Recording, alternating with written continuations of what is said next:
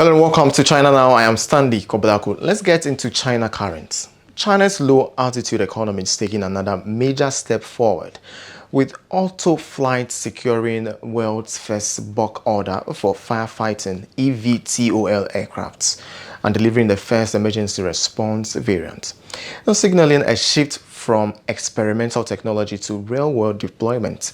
And in a fast-growing brain-computer interface sector, BrainCo has raised $280 million, filed for a Hong Kong IPO, and stunned audience with a live demonstration of a thought-controlled piano performance. Meanwhile, one of China's semiconductor pioneers is challenging the global chip race narrative. SMIC founder Richard Chang says China should stop obsessing over ultra-advanced 3-nanometer chips and instead focus on specialized technologies that serve the majority of the real-world demand, from medical imaging to edge AI systems. There's a lot to unpack in today's episode. Let's get started. Hello and welcome to this week's China Currents. This time, we're not just going to look at product launches or funding rounds. We're looking at 3 moments that together say something deeper about where China's technological ecosystem is really headed, away from pure headline grabbing and toward tangible, commercially grounded execution. We start with an astonishing live demonstration that turned a decades-old science fiction fantasy into something you can watch with your own eyes, and a company now racing toward the public markets. Then we'll go to the skies, where a new class of aircraft is moving from concept to real emergency deployment. And we'll close with a rare, almost uncomfortable warning from the founder of China's most symbolic semiconductor company, arguing that the entire national playbook needs to be rewritten. Let's begin. The most revealing story this week comes from the intersection of neuroscience, venture capital, and a piano on a conference stage. At a major national brain-computer interface conference in Nanjing, a company called BrainCo, already one of the most watched BCI enterprises in the world, laid out in rapid succession a series of announcements that together make it impossible to dismiss this sector as a distant dream. The headline number, BrainCo, has completed an approximately 2 billion yuan funding round, roughly $280 million US. That makes it the second largest single fundraising event in global BCI industry, second only to Elon Musk's Neuralink. And BrainCo has confidently filed for an initially public offering in Hong Kong, placing it on the path to become what would be China's first publicly traded, pure-play brain-computer interface company. An IPO filing is rare just a financial event. It forces a company to open its books, to demonstrate a plausible route to revenue, and to convince institutional investors that its technology is not just promising, but investable. The message here is unmistakable. BrainCo believes its commercialization runway is now solid enough to withstand that level of scrutiny. Then came the demo that turned the conference hall into something closer to a concert. A product experience officer wearing BrainCo's intelligent bionic hand sat at a piano and performed the classic Chinese melody, Jasmine Flower. His finger movements controlled entirely by his thoughts, read in real time by non-invasive sensors on his arm. It was, in a very literal sense, mind over matter. But its significance goes far beyond the visual spectacle. The BCI industry has long wrestled with a credibility gap between laboratory prototypes and everyday usability.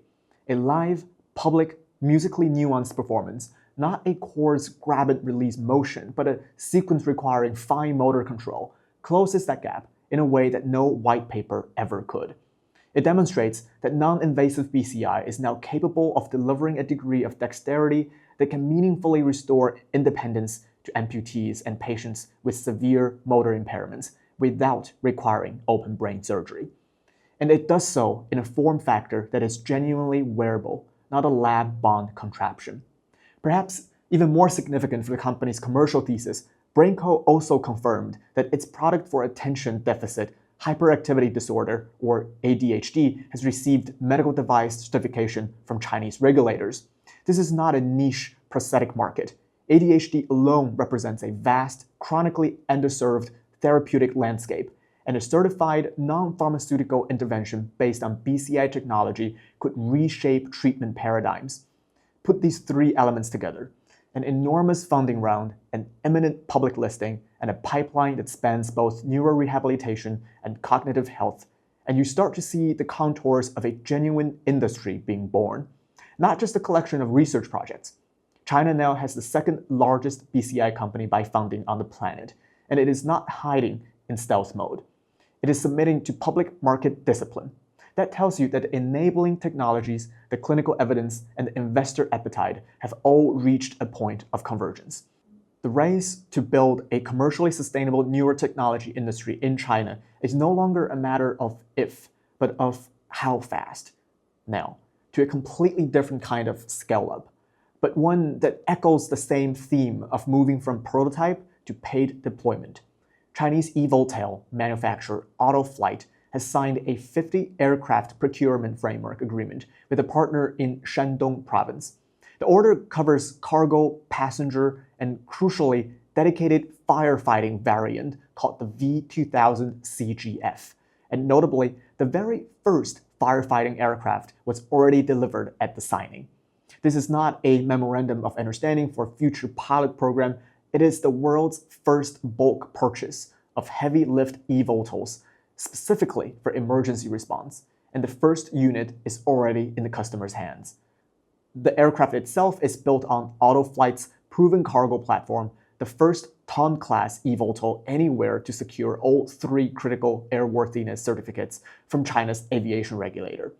For the firefighting variant, the value proposition is straightforward and powerful.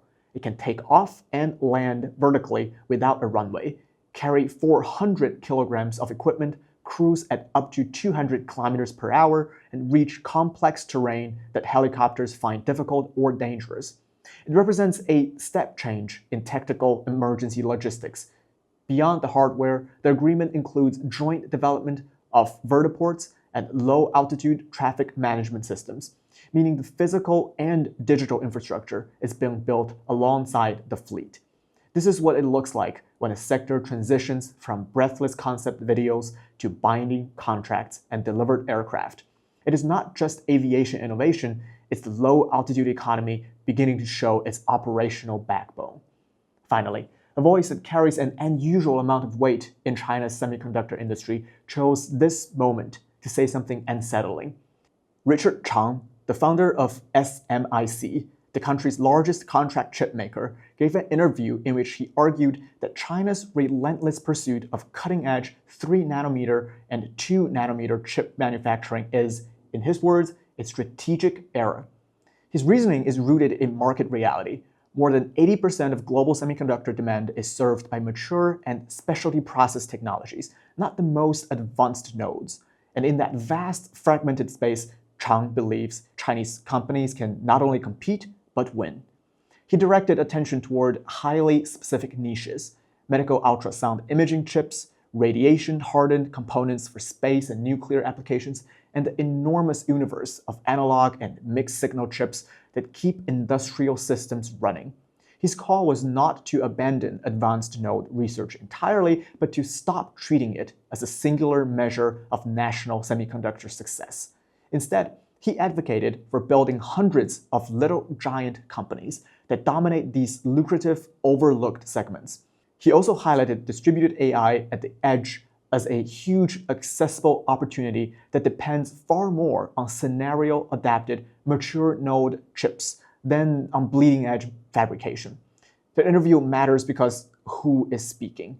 This is not an academic commentator or Western analyst. It is the founding father of China's most important foundry, essentially telling the nation that its playbook needs to change.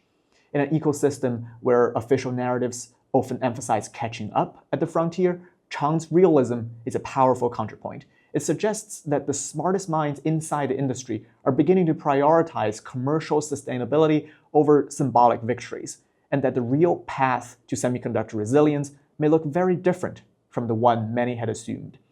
And that wraps up our three stories: a brain-computer interface company readying itself for public markets, a firefighting aircraft that needs no runway, and a chip pioneer urging his country to rethink its entire strategy. Together, they capture a technological ecosystem that is growing up, less obsessed with the declarations of intent and more focused on where real, durable value can be built. That's over this week's China Currents. Thank you for watching, and see you next time. Now we turn to Thinkers Forum, where we dig deeper into the forces shaping our global politics and economies. In this edition, Professor Maryam Jamshidi of the University of Colorado Law School examines the real impact of US sanctions and who ultimately benefits from them. In wide-ranging discussions, she explores how sanctions operate, not only through governments, but also through banks, corporations, legal systems, and compliance networks that extend the reach of the US power across the global economy. The conversation also looks at the growing link between sanctions and national security, the conflict involving Iran, and how countries such as China, Iran, and Brazil are seeking ways to resist economic coercion in an increasingly fragmented world order. Do stay with us for details. I'm drawing this conclusion myself, but it's after the war against Iran that you see Mexico say, we're going to send oil to Cuba.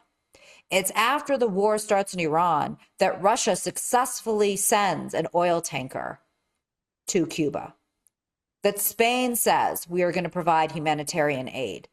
That you see all of these countries suddenly come to the aid of Cuba, which we all know is next on the list when it comes to the countries the United States is targeting to destroy from a sovereignty standpoint. So to me, actually, weirdly enough, the war against Iran is one that has given me hope, because at least so far, the Iranians have actually been able to demonstrate to the world that you can actually stand up against the United States.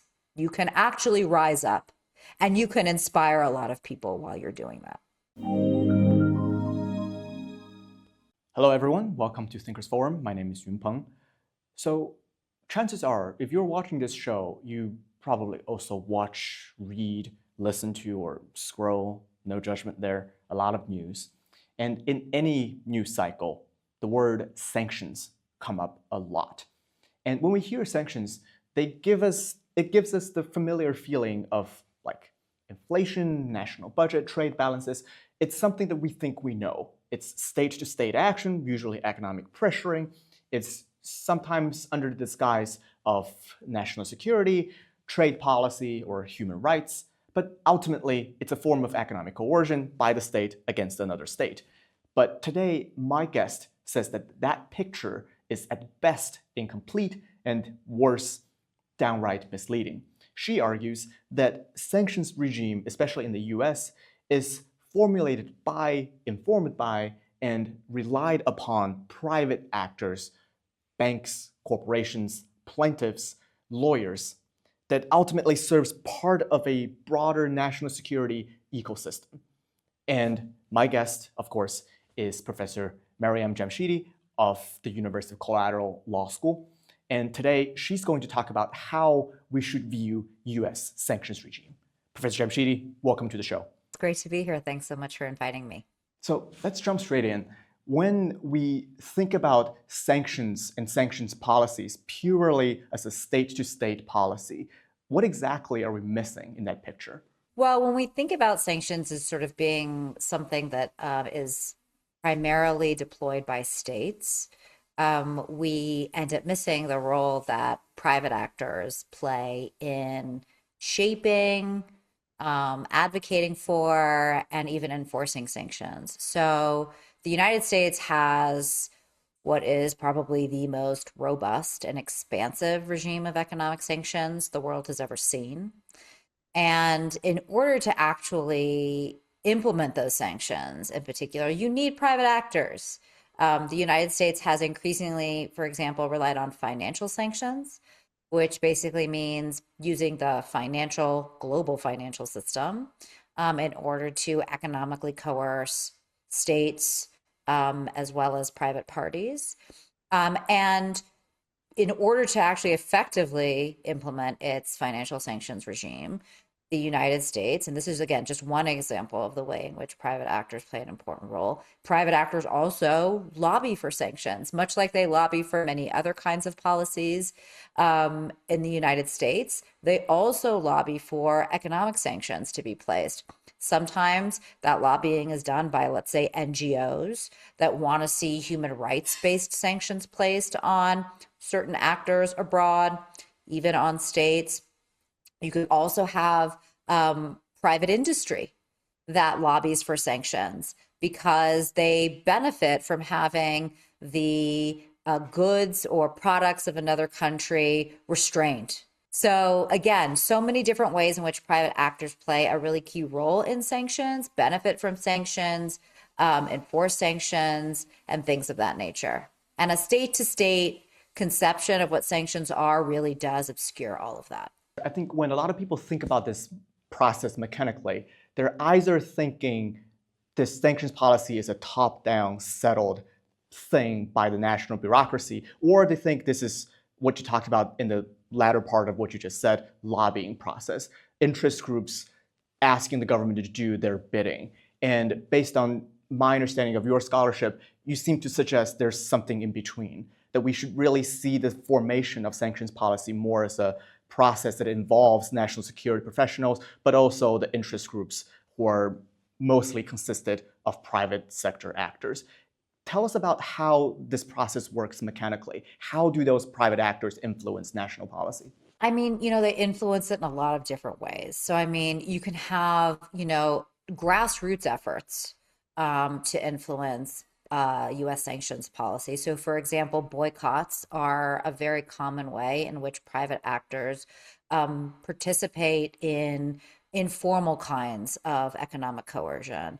And those boycotts have been used in the past to actually induce or convince the state to implement its own set of sanctions. So, for example, in the case of South Africa, when South Africa was ruled by an apartheid government, a grassroots boycott movement played an important role in eventually prompting states themselves to implement sanctions against the South African government.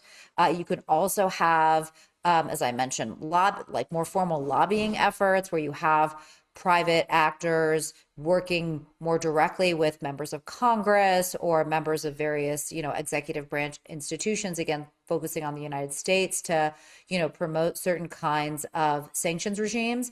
Thinking a little bit about, for example, the sanctions that were implemented against Francesca Albanese, who is the special rapporteur on the occupied Palestinian territories. So she independent expert with the United Nations.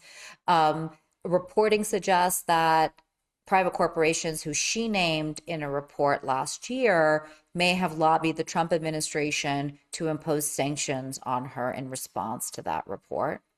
You can also have, as I've written about in my scholarship, you can also have private plaintiffs. So, private individuals or groups who are in court suing other private parties or foreign states in various kinds of litigation. Much of this revolves around terrorism-related litigation.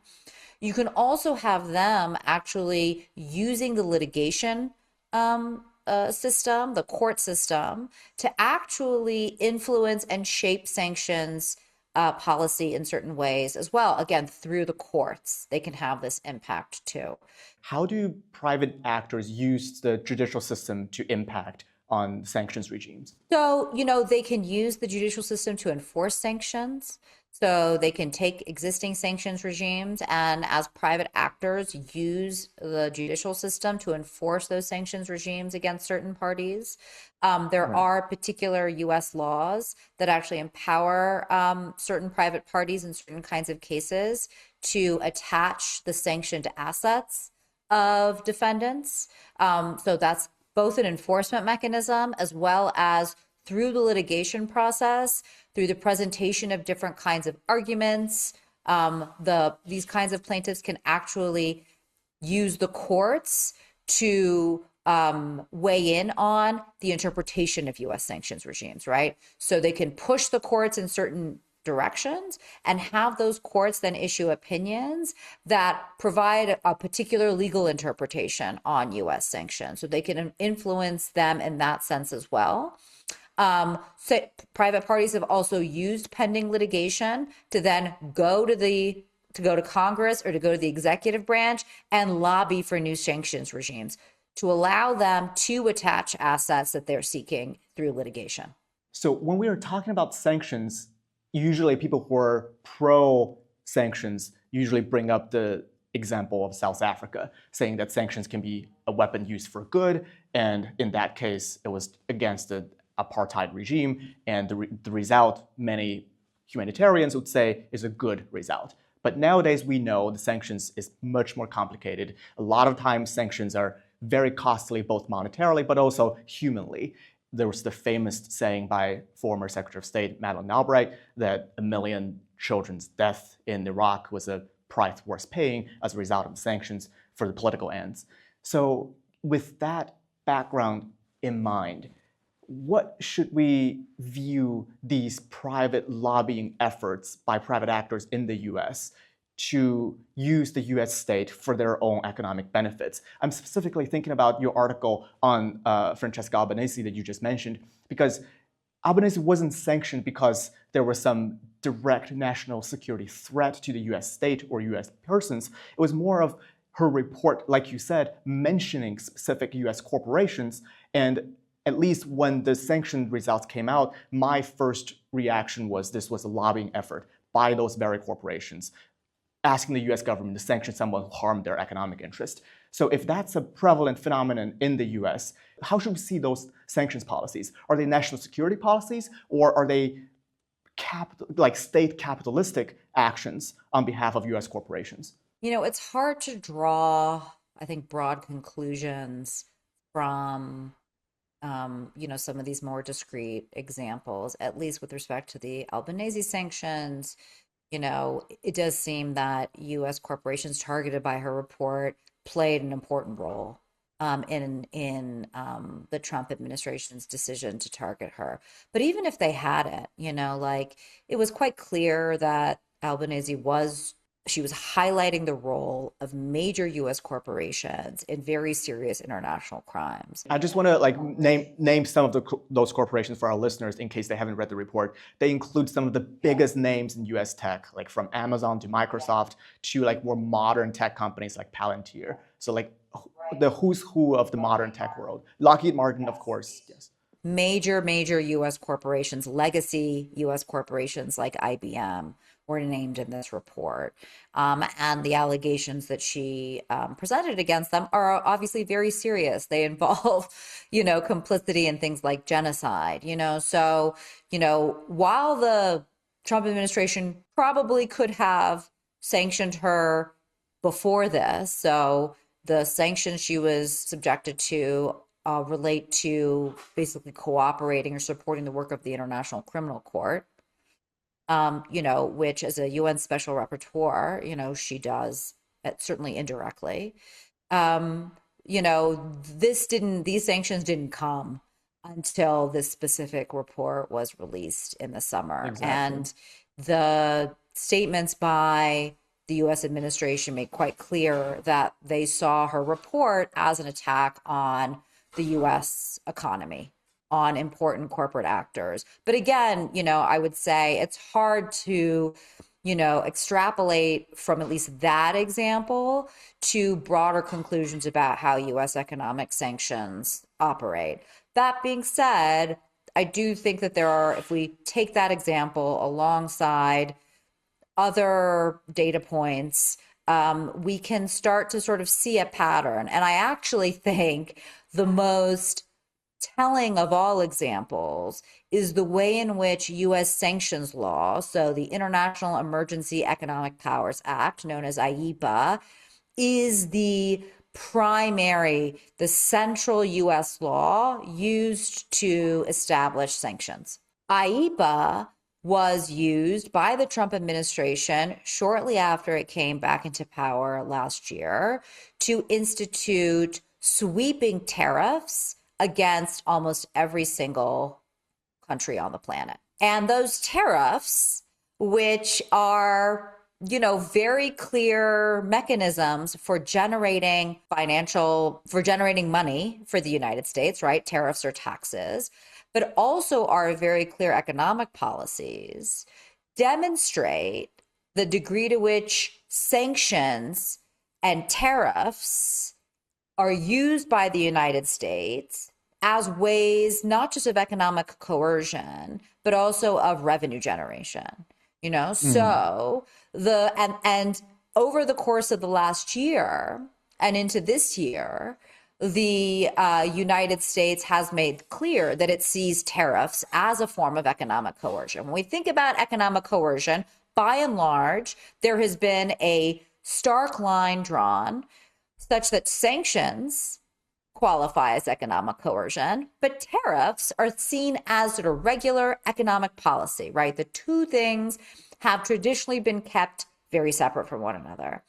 What the Trump administration has done is it has collapsed these two things into one another, used sanctions-related authorities to generate revenue through tariffs, and used tariffs as a way of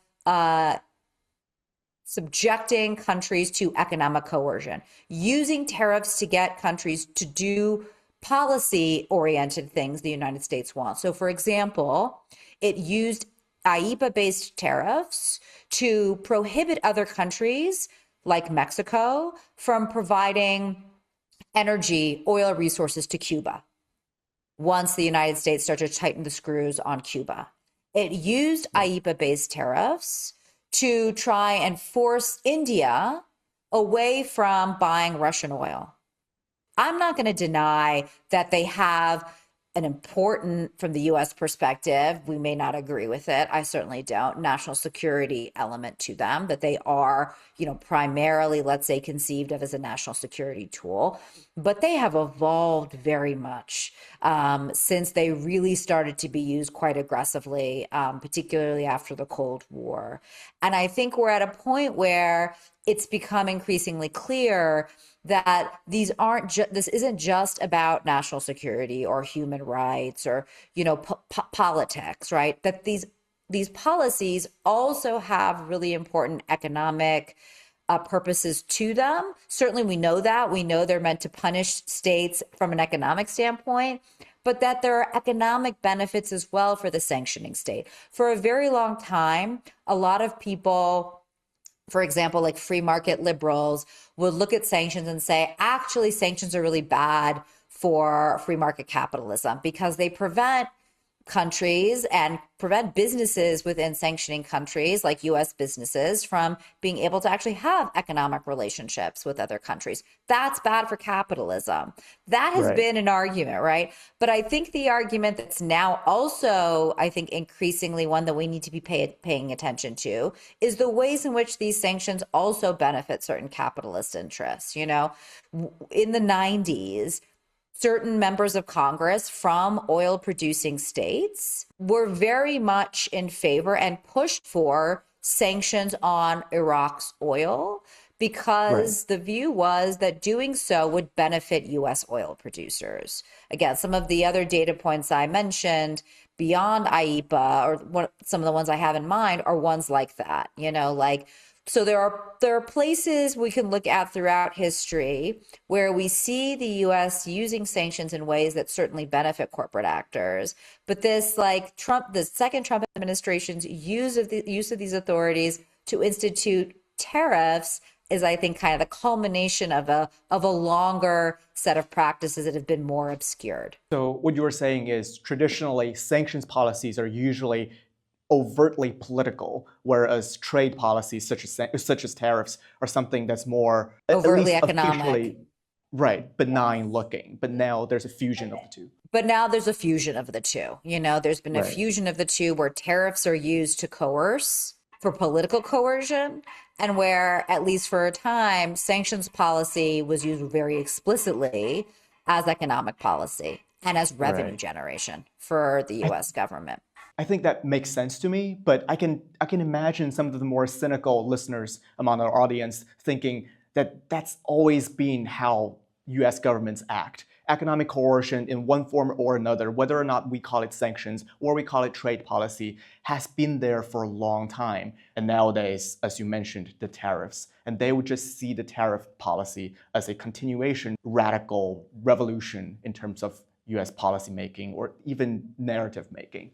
Do you see this phenomenon as new development in the Trump administration, or do you see that as largely a continuation for the US? Well, I mean, it's a fair point in the sense that, like, how do you really draw a line between politics and economics? That is like, the sort of like neoliberal conception of the market being free of politics, Right. of being allowed to just function according to pure economic interest and self-interest, as if those things have nothing to do with political objectives or norms that are socially or politically constructed. I mean, so I don't mean to suggest this kind of like liberal, I'm not trying to reinforce this liberal narrative of the economy being free from politics, because it isn't. And of course, the state in a neoliberal free market setting plays an enormous role in the market, right? In ways that a lot of free marketeers like to just straight up fabricate, like lie about. So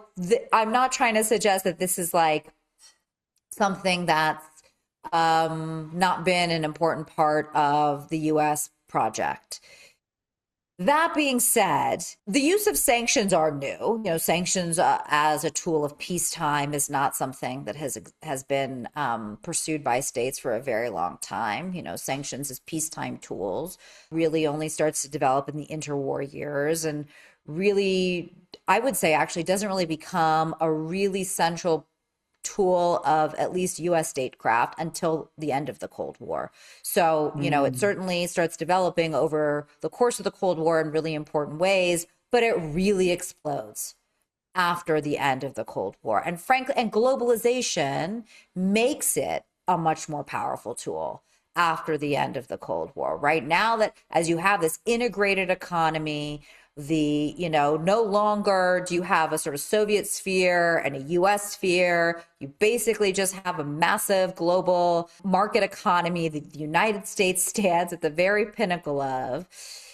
US sanctions become so much more powerful, right? Why do you think US sanctions has become more of a thing in the post-Cold War era? Because I'm thinking, is it because generally the US feel less constrained in its unilateral actions, not just with regarding to sanctions, but also military actions? Or do you think there's a development either in US law or US business practices which enabled those sanctioning working in a way that it couldn't work during the Cold War and previous eras? I mean, I think that the biggest reason why sanctions end up becoming more liberally used after the Cold War is as I said, the end of effectively the Soviet Union, the dissolution of sort of the separation between a US-led world order and a Soviet-led world order, such that the United States is basically left as the global hegemon in a global economy that is increasingly dominated by free market terms, and where the US dollar, right, becomes and it was, the US dollar was already, effectively the dominant currency after the Cold War. Certainly, after the British pound, British sterling starts to come unraveled as a global currency in the 1970s and 80s. The dollar becomes more and more important. By the time the Cold War happens, it's the dollar. Right. Well, by the time the end of the Cold War happens, it's the dollar, right? That is really, really important. And also you have, over the course of the 70s and 80s, also the expansion of the US financial industry, right? So the US financial industry becomes unrestrained, far fewer, the amount of regulatory restrictions on the US financial industry domestically loosens substantially. It becomes a much more important node in the US economy, as well as the global economy. So you have the strengthening of the US dollar, you have the dominance of the US financial industry, you have the end of the Soviet Union, the end of communism, you have the WTO right? That like creates this Right. integrated global economy, and then you have the United States wanting to exercise and flex its power, not just in military terms, that's expensive. And also, you also have the post-Vietnam era where Americans are, much less inclined to allow their children to be deployed to all sorts of parts of the globe for the sake of U.S. interests. So you don't. This also puts U.S. troops in less of harm's way, Right. and in some Less and politically costly for the right, politicians. it's less politically costly and economic sanctions. Again, of course, as I mentioned, there are those who argue that economic sanctions have costs for the sanctioning states, but this is relatively cost free as well. So you Right. have all of these things that kind of join together in this perfect storm where the United States, looks at this tool that it's had in its arsenal and it's used in its arsenal for the preceding decades following the end of World War II. But now it becomes an even more attractive tool to use to basically deploy U.S. power in ways that are relatively effective and that don't cost the United States very much. So when we're talking about deploying US power, I often wonder who is the actor deploying that power? Because on one hand, it's obvious that US state is doing the deploying. But if we're saying that private actors have a huge say in how the US state acts, then should we consider this a private actor capturing the state and asking the state sometimes to act directly on their behalf, such as when I'm thinking about the tariff policy, you can clearly map out who are the corporations that's benefiting from the tariffs and who are getting hurt. So state capturing is one way to understand this, but the other way, I guess, it's more structural. Some people are arguing that the US state is in such alignment with the US corporations that in the long term, the US state is always going to at the behalf of those corporations. So do you think this is more of a actor capturing the state problem, or do you think it's a structural issue that the US state is the representative of the corporations? Well, I mean, I don't think it's as easy as saying it's one or the other. I think it, depends upon the particular issues involved, the interest the United States has, the corporations involved, the degree to which the corporate interests align with those objectives. I don't think it's simply that the United States is always captured by corporations or that, the United States is always, effectively the way that the U.S. is structured always means that it's furthering corporate interests. Because again, corporations have different interests. If we're going to talk about capitalist interests, that's a little bit different, right? Like the United States, I think, does, by and large, operate in a way that promotes the interests of capitalism, fundamentally meaning the interests of profit over the interests of its people. But whether or not it's always aligned with, U.S. corporate culture, U.S. corporate interest writ large, like I don't even know how you define what that is. When it comes to tariffs, for example, again, a tool of political coercion as well as economic interest. You have some corporations that were important corporations, right? Like Apple, for example, who were not happy about the tariffs. You had other corporations like U.S. steel manufacturers that, by and large are happy with the tariff. So, it's like I said, and that's just one example of the ways in which it's not easy to tell a very neat or black and white story about all of this. I think what is important to understand, and, I work on sanctions as part of my broader work on national security, is that this particular area of U.S. law and U.S. policy, national security, is by and large treated, I think, in such a way where most people who analyze U.S. national security policy, U.S. national security law, discuss it, criticize it even, don't think about the role of private actors beyond the sort of narrow understanding of the role of private contractors, right? Right. Organizations that companies that get paid, right, to basically do the US's bidding. What I think is important to understand about sanctions and US national security more broadly is that, much like other areas of US policy and US law, private actors have an important role to play here as well. And so when it comes to sanctions policy, like, for example, you have a bunch of private actors. I don't know if you've seen this documentary, it's called The Pistachio Wars, but it talks about the role of two very important American business people who are married. Stuart, I think is the husband's name, Stuart and Linda Resnick. And they are the owners of a company called The Wonderful Company, which owns, one of their products is pistachios. And the corporation talks about how this couple, the Resnicks, have invested a lot of their own money in all sorts of think tanks and other organizations that actively lobby for sanctions and war against Iran. Why? Yeah. Because Iran used to be the #1 exporter of pistachios. And so it is in their economic interest to ensure that Iran remains sanctioned, Iran remains unable to produce or export. It still produces pistachios and they're delicious, but that it will have a hard time exporting those pistachios as a result of US policy. So, Right. these are the sorts of dynamics that I'm hoping we start to pay more attention to, even within the realm of national security, as well as sanctions, because these private actors are playing a role here. And that, again, should also cause us to question the extent to which these policies are really grounded in national security or human rights, or any of the Right. political interests that the U.S. government claims they are grounded in. They aren't. They also, in some situations, that more than we would probably expect, also help promote the parochial monetary interests of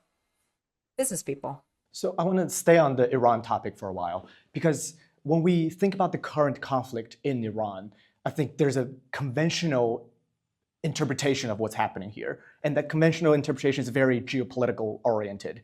It says there's some deep conflict going on between Israel and Iran, but the US is largely a third-party actor, and there's no national security interest being directly implicated for the US in this current conflict. And the Trump administration was drawn in by the Israeli regime into this conflict. So what I'm hearing from your argument is that this is a simplistic reading of the situation. And if we bring in the economic implications, there's a much more complicated picture. Could you please let us know, what do you think of this situation right now? Well, the United States, as your viewers probably know, used to have a very close, very friendly relationship with the Iranian government until the 1979 revolution, which ousted the Shah of Iran. And since the 79 revolution, which was in large part an anti-imperial revolution that was designed and, in fact, managed, to some extent at least,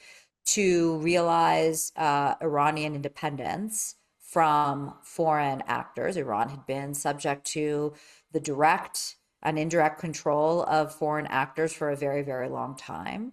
And the revolution was a rejection of that state of affairs. The US didn't, take kindly to basically having itself ousted from Iran as a result of that revolution. And so very quickly began to find different ways to try and undo the effects of that revolution. It began by supporting Iraq in the war that it launched against Iran shortly after the revolution started, a war that was designed to destabilize, and for the many of the supporters of Iraq, their hope was that it would actually cause the revolution to come crashing down.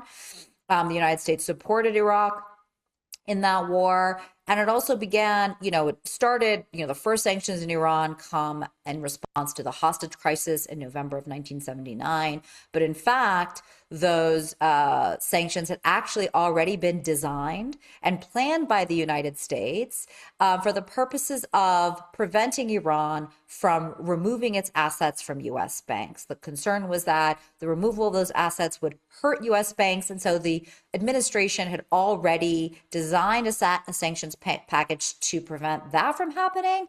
But it then uses the hostage crisis as the pretext to actually implement those sanctions. So those are the first set of sanctions. But again, the United States continues with those sanctions, with this sort of sanctions mindset as a way of punishing Iran and trying to undermine the sovereignty Iran was desperately trying to finally realize itself throughout the 80s. It continues into the 90s. And in fact, the worst set of sanctions first come against Iran in the mid-1990s under the Clinton administration, targeting Iran's oil industry. And a big part of the purpose of those sanctions was to prevent Iran from rearming after the Iran-Iraq War and rebuilding after the Iran-Iraq War. And of course, the sanctions against Iran continue to become more and more draconian over the decades that follow, with the most significant level of sanctions after Clinton coming during the Obama administration.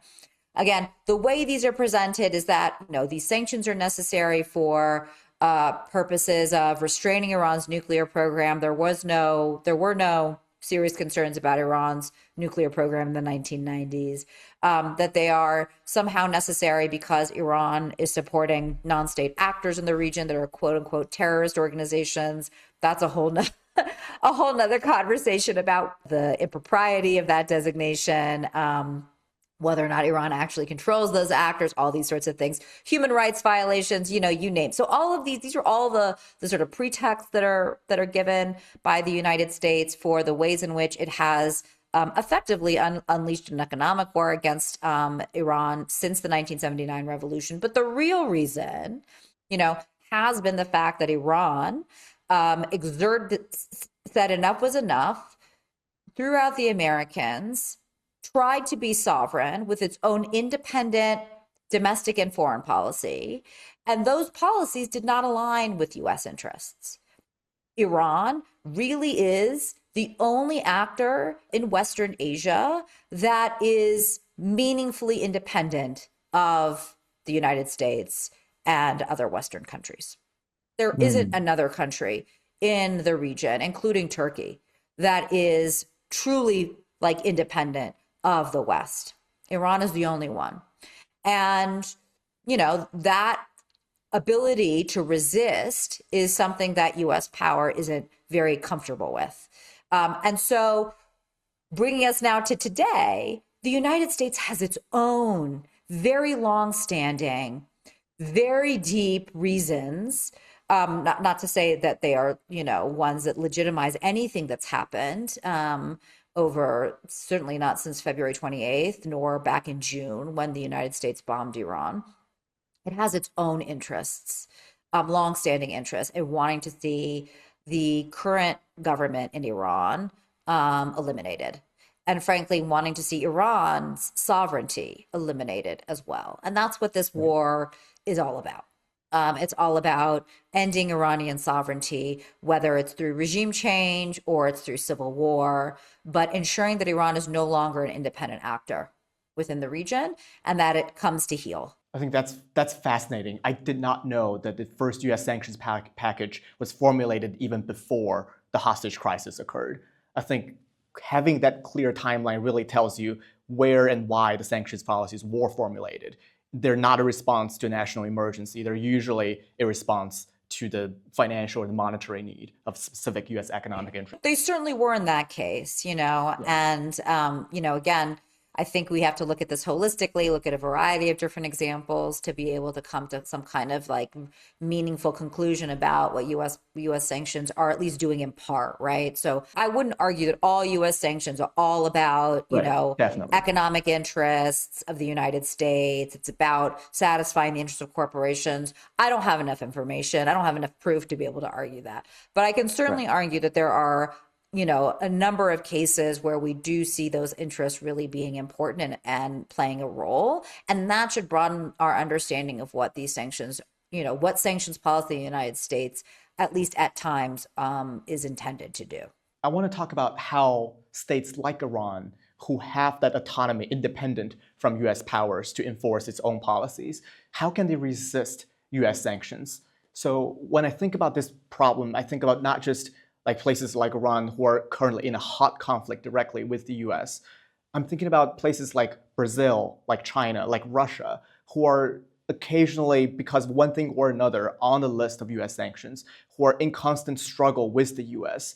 And I think traditionally, when people think about how to act against US sanctioning, the thought is very much there's a national security concern of the US, and let's see how we can address or how we can balance or compromise domestically on those specific US concerns. But after talking to you, after reading your scholarship, if people think there's an alternative way of interpreting how the US sanctions policies were formulated, then I think the logical implication is also there should be alternative of how they should respond to the US sanctions policies. How do you advise those governments currently thinking about how to respond to that? I mean, listen, every country has its national security interests. And, obviously countries create alliances, they work together to realize those national security interests, but no country is obligated to, at least as a matter of international law, to act in accordance with the national security interests of another country. On one hand, I totally agree with you that national security interest of each country should ultimately be the decider of what they should act. But on the other hand, I also see people say that this is not sometimes an issue of whether or not people want to comply with US sanctions. It's very much an issue of whether or not the US can impose those sanctions on other countries. For example, like this tariff issue, the tariff the utilization of tariffs is a unilateral decision made by the US, same as many other unilateral sanctions made by the US. And sometimes international law, public international law, can be a curb on that power to use sanctions or economic coercions of other forms, but sometimes it cannot. So when international law could not be dependent, that cannot be counted on for those countries as a check on US power, what other measures could they use to better curb that power? Yeah, so all I was trying to get at is that, I think I think the United States works very hard to make it look like its sanctions policies are legitimate. And I think it's important to question that legitimacy as a starting point, right? Because, for example, one way in which people will talk about countries pushing back against sanctions will be like sanctions evasion, which makes it seem like they're doing something that's improper or illegal. When I think in many cases, especially with secondary sanctions, it's the US that is acting unlawfully, and that the way we should think about the pushback is in terms of resistance, which is the word you used as well. So, ideally, countries would work with one another, right, to resist U.S. sanctions. There's a lot of conversations that have been had about the BRICS, whether or not the BRICS countries can actually come together to create some kind of meaningful challenge to U.S. sanctions, whether it's through the use of alternative payment methods or alternatives to the U.S. dollar. But as far as I know, nothing that meaningful or effective has.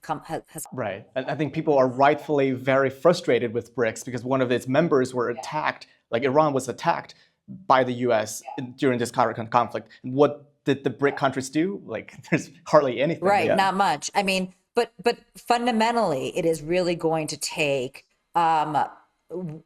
collaboration amongst a variety of states, the most important ones being China, India, Brazil, Russia's got its own issues, but it's going to take these really important global political and economic actors to really get on the same page for us to have a long-term solution to U.S. economic coercive practices.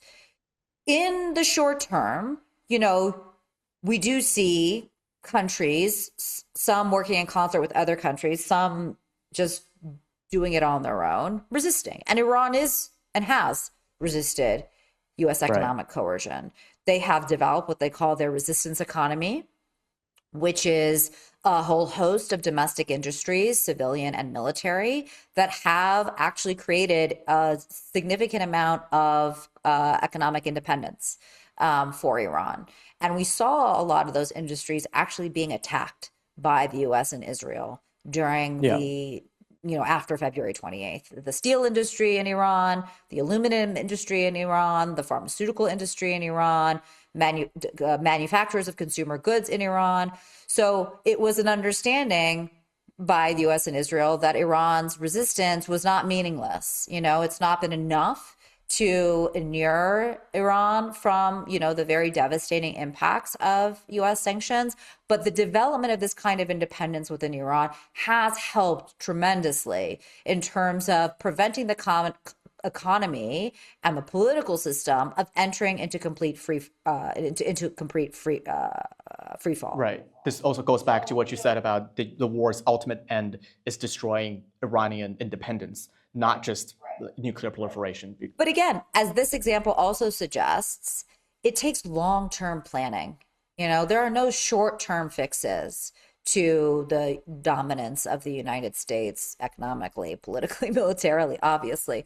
You need actual long-term planning, either by individual states to create, a kind of internal resistance to these sanctions, or ideally, alongside that, collaboration between states to create a global ecosystem for meaningfully resisting sanctions. The shadow fleet, for example, that Iran uses and other states that are sanctioned uses to get their oil around, that's not going to do it. Right? Like that is such a small piece of a much bigger puzzle when it comes to actually unwinding the dominance of the US dollar, the dominance of the US financial system. Again, tariffs have also highlighted another way in which countries are vulnerable to US economic pressure, and that's through trade. I'm not suggesting that we all turn into, that all countries just turn inward and have nothing to do with the rest of the world. I don't think that's a good idea either. But I do think that there needs to be far more intentional work done especially by the most important global players, on how to actually think about the interrelationship between the various economies of the planet, the currencies used to actually denominate most transactions, the systems used to make those transactions actually effective, and how the United States' role in all of that can be diminished. So your focus is very much on institution building and not alliance making, but solidarity is often thrown out as the word to say, like, this is what we need against the US. But solidarity can also sound a little bit hollow, because without treaties, without formal corporations, just saying the people of this country share solidarity with the people of that country can often sound like ineffective, right? And I want us to end on a slightly more positive note, and because there aren't much from my perspective. I'm not a very optimistic person. And when I look at the UN resolution against Iran, 140 countries saying that the Iranians who blocked the Strait of Hormuz was violating international law, and countries are condemning Iran instead of Israel and the US for initiating this hot war against Iran, that made me so frustrated. But then I looked at some tiny things, like when Trump pressured Brazilian President Lula, and then Lula immediately went to China, signed a trade agreement with China, and then went back to Trump saying that, hey, if you pressure us, we have other alternatives. That gave me a slight hope. What is giving you hope in this time when there's not much to be found around? Yeah, I mean, I think what we are seeing over the course of the last few years, but in particular over the course of the last few months, is actually meaningful resistance to US global power, economically and militarily. You know, my family is from Iran. I have family in Iran, many family members in Iran. And so I'm not saying I welcome this war because I absolutely do not. But have been, I have become more hopeful in seeing the most sanctioned country, I would say the most sanctioned country ever in the history of the planet, militarily resist and actually do some serious damage militarily, politically, and economically to the standing of the United States over the last few weeks. Iran, is not going to militarily defeat the United States. It knows that. It's not going to be able to overcome the horrendous impacts of US sanctions on its own, despite, its efforts to create domestic economic independence. But the vast majority of people, I think, and states, and certainly the Trump administration, thought that it would crumble in the face of massive military onslaught from the United States and Israel. And it didn't. And it didn't just not do that. It actually created significant damage itself. And I think that example of a country who was and is constrained by so many things, being able to actually push back and achieve its own victories is a lesson to the rest of the world, to countries that have far more resources than Iran has, far more political power than Iran has, that they don't just have to cow to the United States. I'm drawing this conclusion myself, but it's after the war against Iran that you see Mexico say, we're going to send oil to Cuba. It's after the war starts in Iran that Russia successfully sends an oil tanker to Cuba, that Spain says we are going to provide humanitarian aid, that you see all of these countries suddenly come to the aid of Cuba, which we all know is next on the list when it comes to the countries the United States is targeting to destroy from a sovereignty standpoint. So to me, actually, weirdly enough, the war against Iran is one that has given me hope, because at least so far, the Iranians have actually been able to demonstrate to the world that you can actually stand up against the United States. You can actually rise up, and you can inspire a lot of people while you're doing that. Thank you, Professor Jamshidi. That's as good a note as any to end on. I hope you're doing okay. I hope your family in Iran is doing all right. Thank you so much. Thank you. It's been a pleasure. So that was our show with Professor Maryam Jamshidi at University of Colorado Law School. What she said at the end really stuck with me. She found hope in the current Iran conflict, even when her family was still in Iran. When I asked her that question, where do you find hope in this time when there's so much death, destruction, disorder in the international system? I was expecting her to say something like institution building, treaty alliances that checks the US power. But in the end, what she said, I think, was much, much more powerful. In a sense, what she said was, you should never be afraid to call things like what it is if you know what it is. And you should never fail to see humanity and see the human spirit of resistance to power, even in the darkest times. Maybe that's the lesson here. And if you've enjoyed this show, if you want to hear more from experts such as Professor Maryam Jamshidi, please hit a like and subscribe. This is what keeps this show going. Thank you very much. And that's all for this edition of China Now. From breakthrough technologies to global debates shaping our future, we'll continue bringing you the stories that matter and the perspectives behind them. I am Stanley Kwabla Arku. Remember to send in your thoughts, comments, and feedback through the email provided below. Thanks for watching.